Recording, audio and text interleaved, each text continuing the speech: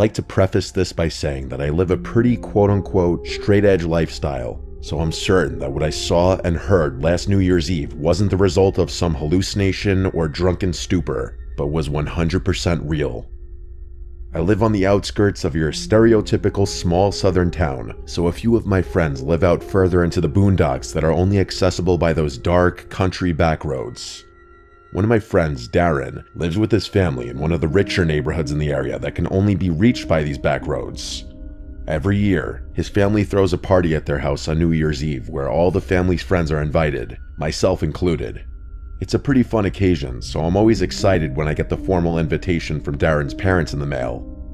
Seeing as the weather in the south can be pretty weird when it comes to winter, it didn't get really cold until a few days before New Year's Eve. I could remember the newly frigid air paired with the bumpy, unkempt country roads made for an uncomfortable ride to the house.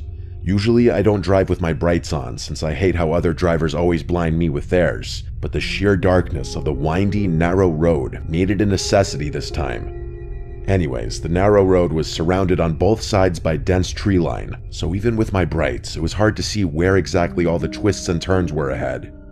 Notably, there aren't any other houses between the turnoff to the road and Darren's neighborhood except for a lone shack that seemed like it had been abandoned for years, though I could sometimes see lights on inside whenever I passed this way. A few minutes into the drive, on a particularly straight section of the road, my lights illuminated something ahead amongst the trees, something white against the darkness. As I neared, I could see it was the shape of a person standing all alone on the side of the road. They weren't moving or hiding, just standing completely still with their back to the trees. It was a woman, evidently wearing a white dress or gown of some sort, not at all appropriate for the cold. I didn't turn my brights off out of caution, so I couldn't really make out any specific details in the reflective glare of the white dress as I passed her. I was thanking my lucky stars that she didn't step out in the middle of the road, causing me to stop. But then I started to wonder if maybe I should have stopped to see if she needed some help. Perhaps she was another guest trying to get to Darren's party, but it wasn't until I looked back in my mirror to see in the red glare of my rear lights that the woman had turned her body to follow me, still frozen in that one spot. It was definitely creepy, and in that moment, I was glad I'm not the greatest example of a good Samaritan.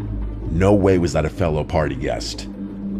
I arrived at the party without any further incident around 8 p.m., parking in the gravel circle amongst the dozen or so other cars outside Darren's house, which situated in a large clearing in the surrounding forest, just like all the other spaced out houses in the neighborhood.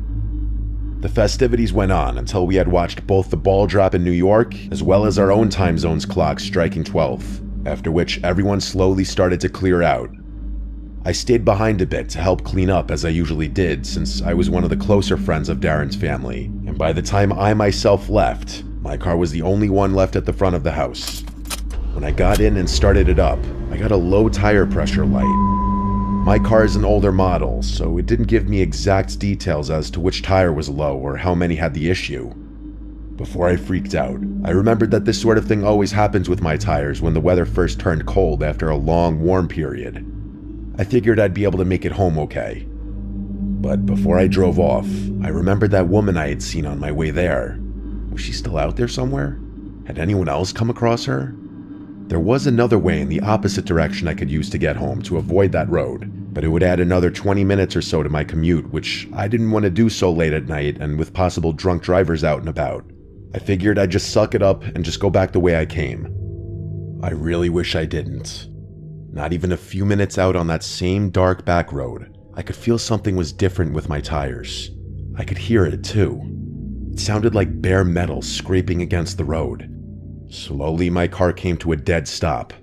Shit, I muttered. This was a different situation entirely. All that was going through my head was, did my tires fall off? Against my better judgment, I had to get out of the car to see what was wrong. Stupidly, I turned the engine off and shut the door. The car's lights turned off automatically, and I was plunged into the deep darkness of the surrounding forest. With my phone flashlight, I scanned each of my tires. My heart sank, as each and every one of them had been ripped to shreds, as if they were torn apart by the claws of some animal. I could have reasoned that if one had a large puncture in it, the bumpy road could have caused even more damage. But all 4 tires? This was deliberate. But no, I thought.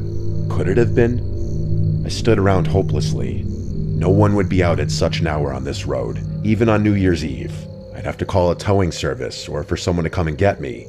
But of course, there was no phone service this deep into the boonies. But just as I was about to get back into the car, the gentle wind died down. The barren tree branches stopped swaying, and even the wildlife that was still out this time of year went quiet. I froze. I had never heard such silence before. It was as if time had stopped for a minute before I heard the sickening sound of a twig snap somewhere within the trees. Something was moving around. I instantly shut the light from my phone off, leaving complete darkness. Leaves on the ground continued to rustle, as if someone was stalking through the forest. Was it a squirrel, a deer? No. This was the type of silence of prey when a predator was nearby. And then I heard, "I see you." My stomach dropped. All the air was sucked out of my body. I couldn't even scream. It was a woman's voice, soft and quiet, coming from the pitch-black darkness of the tree line not 15 feet away. It was said without malice, which somehow made it even freakier. In that moment, all I wanted to do was just shrivel up onto the ground and die. And then I heard, "Can you see me?" It wasn't until I heard the voice again that my fight or flight response kicked in, but I was disoriented, standing there in the darkness. I had to turn my phone light back on if I wanted to see which direction I wanted to flee. I aimed the flashlight directly in front of me, and standing at the edge of the tree line was the woman in the white gown, this time her features visible. The gown was dirty, covered in dark stains. She was deathly pale, skinny as a rail, and her disheveled gray hair fell down to her elbows. But her face was almost indescribable, grotesque, as if she were missing half of her jaw, yet it seemed as though she were trying to grin at me. In my indecisive horror, I had the flashlight trained on her for a few moments before I hauled ass down the road back towards Darren's house.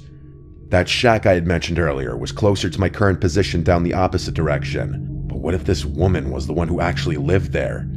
I don't know if that was a rational thought made in the spur of the moment, but I had no time to wonder. As I sprinted down the road, I could hear the snapping of twigs and rustling of leaves behind me. She was chasing me, but I was quickly able to lose her with such a massive rush of adrenaline. I made it back to Darren's house, ignoring the rest of the neighborhood, and I pounded on the door, pleading for the door to open up. His mother answered the door and quickly ushered me inside, seeing how shaken up I was, where I explained everything to her along with Darren and his father. They were sympathetic, offering to let me stay the night there while they called the police and a towing service, which I gladly accepted before even contacting my own family.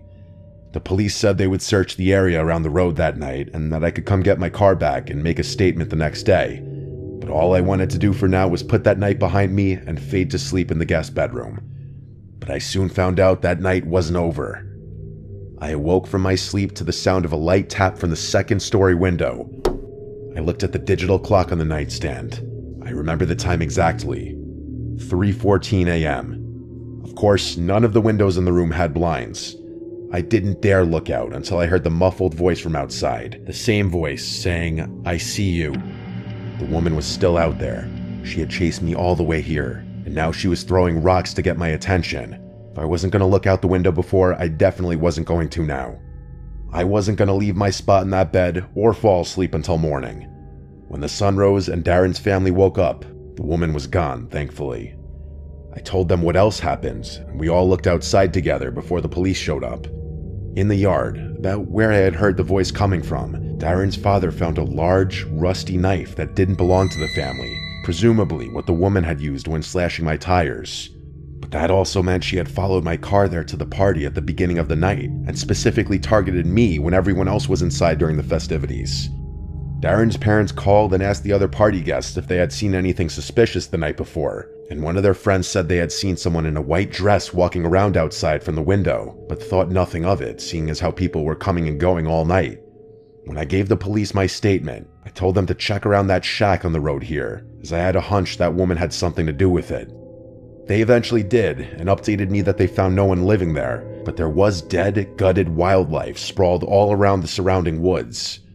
That woman I saw was never found, which of course raises a bunch of questions.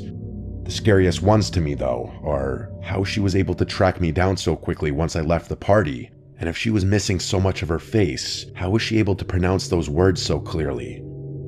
Despite what happened, I'll still be going to Darren's house for New Year's Eve again this year, but this time, I'll make sure to carpool and take the long way around.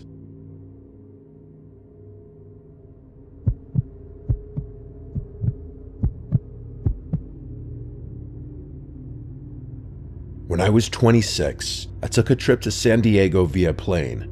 I stayed with my friend for a few days and booked a late flight back home. My flight landed at midnight.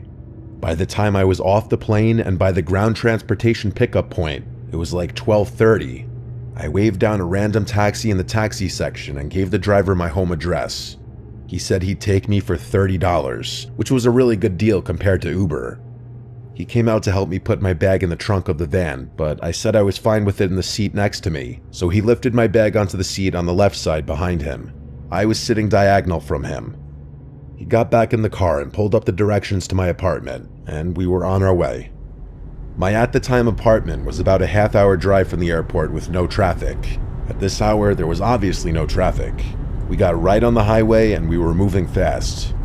I caught the driver's eyes staring at me through the mirror on 2 separate occasions, and on the second time, he spoke. He asked where I was coming from. I said San Diego. He said, "Oh, very nice." Then he asked me what I was doing there. I said I was just visiting a friend who lives there. His response was, "Is your friend as pretty as you?" And honestly, my first reaction was to laugh, but I found the comment really creepy, and it being the third thing out of his mouth on the ride didn't help. From here, his questions kind of stayed on the flirty side. He asked me, "What is a pretty girl like you doing traveling all by yourself?" And I had a slightly sassy response saying, "Well, I just said I wasn't alone, I was visiting my friend." And his rebuttal was that by flying by myself, I was traveling by myself. I maintained my slight sass and said we can agree to disagree, and he laughed and said he was only teasing me. This man had to be like 45 though. I felt like him hitting on a lone girl in her 20s like this was slightly creepy. It wasn't the first time I dealt with something like this though. As we continued down the highway, I looked up as I saw the familiar overpass right by my exit, but as we passed it, he wasn't slowing down. I said this is my exit as he was literally about to pass it, and we zoomed right by it. I repeated myself louder, saying that was my exit. He apologized and said he'd catch the next one. I tried to get a peek at his screen to see if he put the right address in, but it was angled so that I couldn't see it. The next exit was about a mile further. I started sitting up on the edge of my seat a bit now. When the next exit approached, I said loud and clear, "You need to get off here," and without acknowledging me, he turned on his blinker and merged off the exit. I noticed him glaring at me for a second in the mirror. I almost sensed a hint of annoyance in his face. But I guess that quickly changed when not even a minute later he asked me if I had a boyfriend. I replied back instantly, "Yes, he lives with me." I noticed him look at me again, and I think he picked up on how quickly I answered that. He asked what my boyfriend's name is. Yes, I'm serious. I decided that was enough. I told him I'm going to put my headphones in, so I popped my AirPods into my ears, even though they were basically dead still. I just wanted this man to stop asking me questions. Asking my boyfriend's name was next level weird, almost like he was interrogating me. I texted my family and close friends about this creepy taxi driver, and I shared my location in case, God forbid, things went sour. We were in a familiar area in my town now. We were stopped at the first red light since getting off the highway.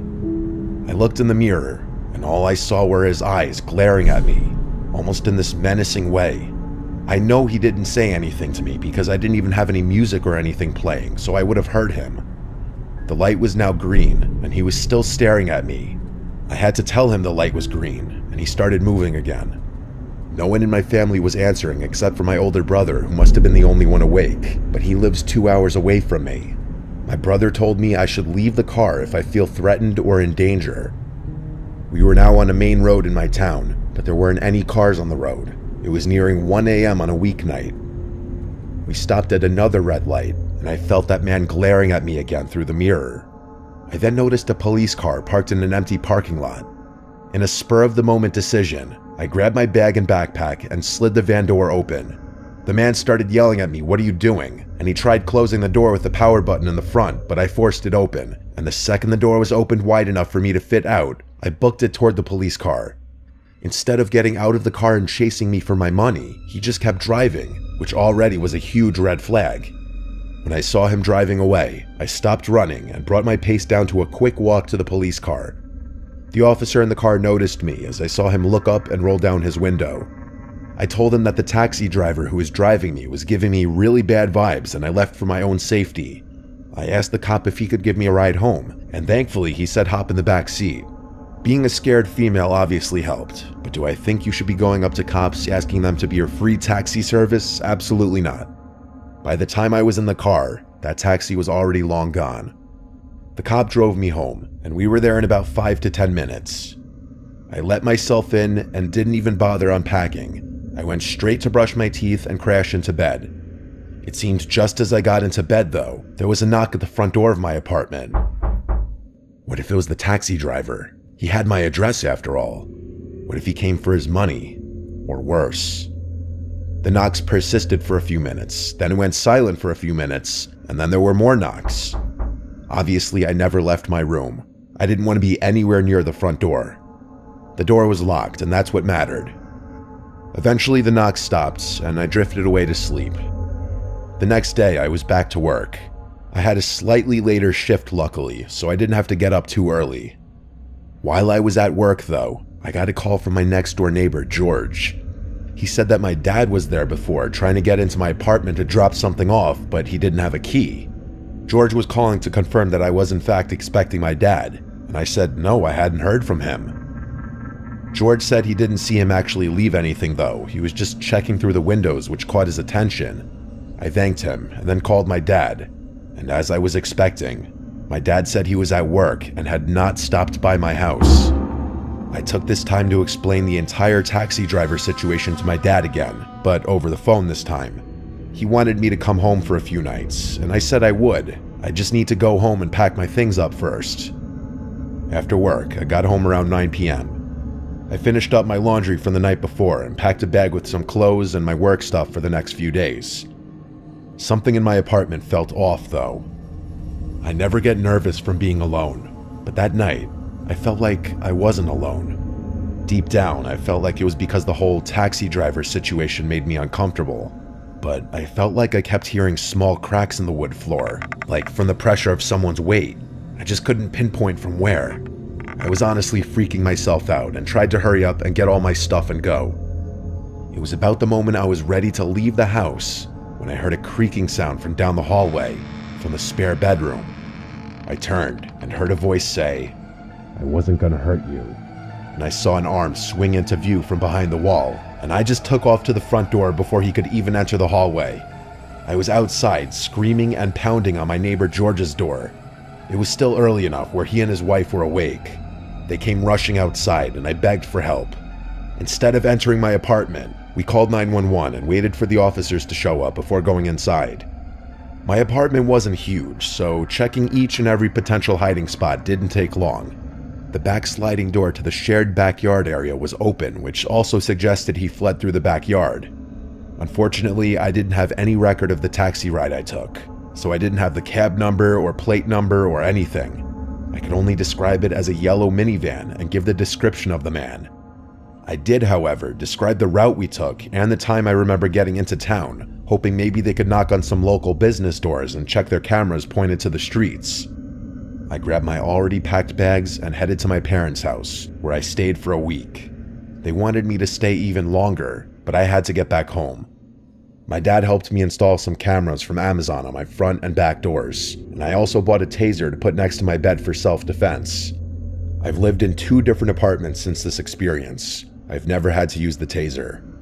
I also avoid taxis now if I'm alone, as they are a lot less traceable than a ride-sharing app. But also, you hear about fake taxi drivers kidnapping people all the time. I have to wonder if that was a real taxi driver at all, or if it was a stolen vehicle.